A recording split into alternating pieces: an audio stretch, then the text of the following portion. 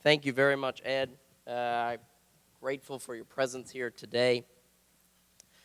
And thank you again to all of you. I heard we had some fantastic breakout sessions and some interesting conversations and hopefully some partnerships that we can begin to build. It is an honor to share this stage with Cindy McCain and Dikembe Mutombo. Thank you both so much for being here today. And, you know, I was struggling for a little while to determine what would be a good way to put an introduction for you both together, in the sense that I wanted to do something a little creative. So I decided to go to your Twitter feeds. And and Mrs. McCain, I have to say, you're very active on Twitter. I am active. Yes, I am. I notice you have a lot of concerns about Russia calling the shots on U.S. foreign policy. I think your husband would agree with that statement. He doesn't consult my Twitter, though. I notice you really love the show Dexter. I do. Oh, yeah. Oh, you got me there, yes. You're one of Dikembe Mutombo's biggest fans. I am. And you recently had a wedding in the family. We did, yes, we did. That's a terrifying experience, by the way. And Dikembe, Yes. I noticed you're not as big of a Twitter fan. I just started yesterday.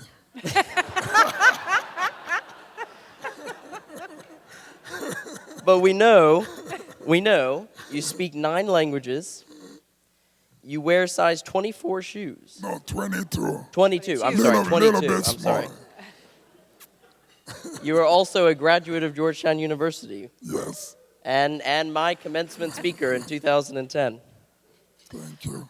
But now let's shift gears a little bit. I wanted to start on an important topic and get your thoughts on this, because earlier today we highlighted Kenya. You both operate in a part of the world that, as Ian alluded to, poses incredible opportunity and growth.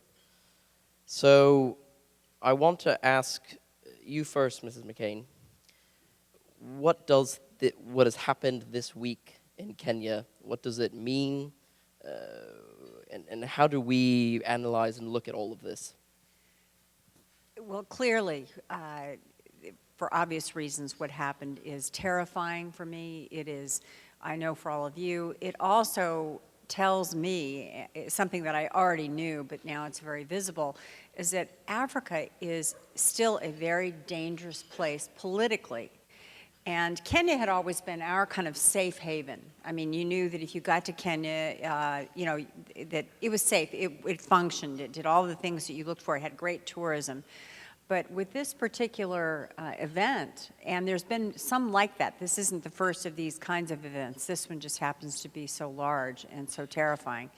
There are bad guys operating in Kenya, and bad guys operating all through the region. And it is something that, in my opinion, has not been paid attention to as closely as it should have by our government and others, and it's been basically ignored by the world in terms of useful and quantitative help, if that's a kind of a broad way to put it, in my opinion.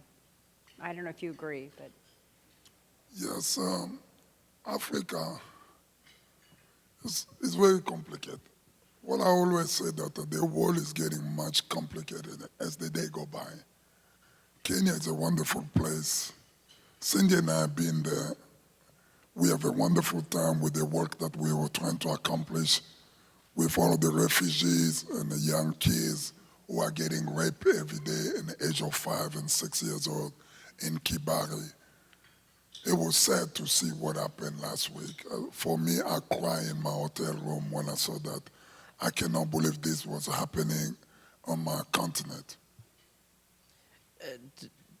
Dikembe, I saw you speak a few months ago at the Sedona Forum, wonderful event hosted by the Senator and Mrs. McCain in Arizona.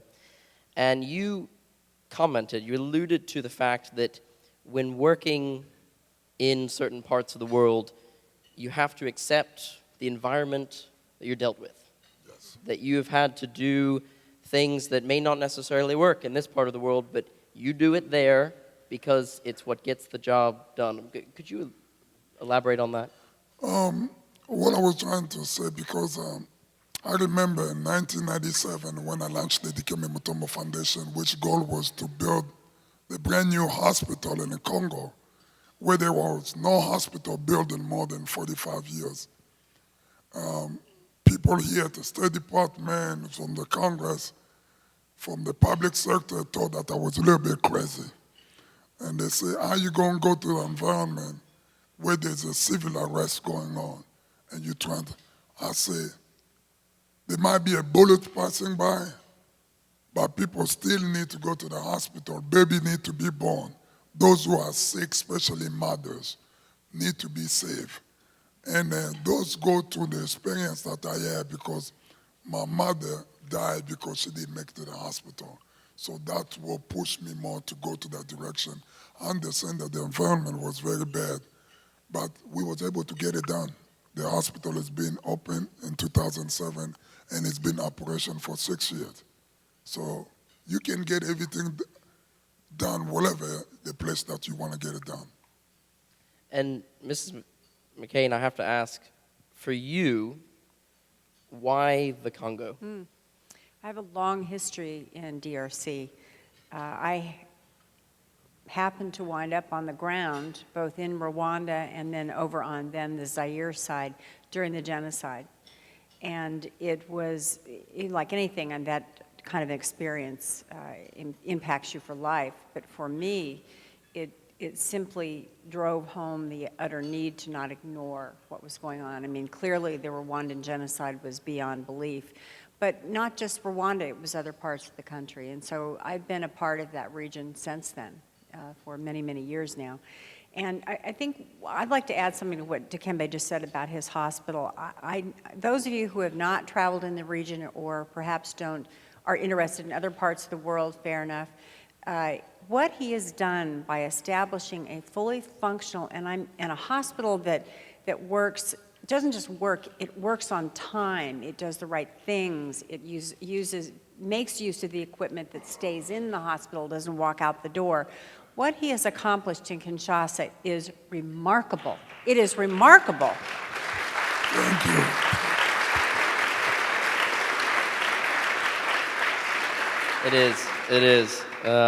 It is absolutely remarkable.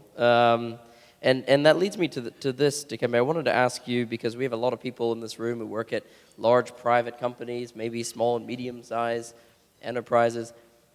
For you, how, in your opinion, should corporations put resources into this part of the world? It's all depend on the people's faith and the people's will, how they want to live in this world, how do they see this world. Each one of us might be created equal, but we might not have the same faith and the same belief. Some people see the world differently. And I always tell people that if you want to help another country or another organization, do it because your heart says so. Don't do it because you are trying to fake your friends to show up. And that's why I love all of those people who are come to me and trying to help me. We cannot do the work Cindy and I are doing around the world if we don't have no partners. You can see a branch, a trees, even a coconut trees when it's going up. In the end of the summit, it always have branches. I always tell people that I would have not been able to accomplish this wonderful medical institution if it was not through your love and your support and your financial giving to me. Even though I went there and built a hospital that did cost $30 million, and I donate more than $24 million myself, but the rest of the money came from corporate. So I thank them every day for being there for me and to making my dream come true. So let's go to this, because you said something very important right after the 2008 election. You commented that in global recessions, humanitarians lose out more than just about anyone else. And I was struck by that statement because I've never seen a news report that talks about that or an article that talks about that. As we are, I think the world is taking a shift now, right? We're beginning to be back up on our feet, hopefully. in your opinion, where do things stand for humanitarians in the world, and are we recovered from what we have just gone through for the last 5 years? I think we are recovering, but I think humanitarian action and those that support humanitarian action has changed completely. Not just from the obvious, the financial aspect of it and the difficulties in trying to support an organization, NGO, whatever it may be, but the kind of donors have changed. You have a donor now that doesn't just want to write a check, but you have a donor that wants to get his hands dirty. That's great. That is a wonderful thing, and they're mainly young donors, too. So that's changed. That's changed in how we have approached that. But which brings us back to Africa. There's a lot of Africa fatigue in donors, participants, people around the world that deal there. I've seen it 1,000 times when I speak. I see people, I start talking about Africa and Congo, and their eyes go like this. Okay, get her out of the room, please. We as people that are involved deeply in that region, and me particularly on the rape issue, we have to find another way to present it. We have to present it in a way that not only makes you understand that it's important to you, not just to the folks that it affects, but that it will truly, truly, truly make a difference. And I think people, I guess my point being donors and participants are, they're a little more careful about how they do it now. If that's get their involvement and they're using their money, of course. Well, I can just add it to what Cindy's saying, that what we would like to do, and most of the donors would like to see, is that you want to help people so they can help themselves. You don't want to be the only one who always bring them a bread in the morning. And those are kind of culture that we are creating right now in the Congo, and also all over the African continent. And there's a fatigue. People want to be able to the donor to come create job or create the institution. It might be non-profit institution, but people will get paid from working, not just coming with their hands out. That's all I would like to say.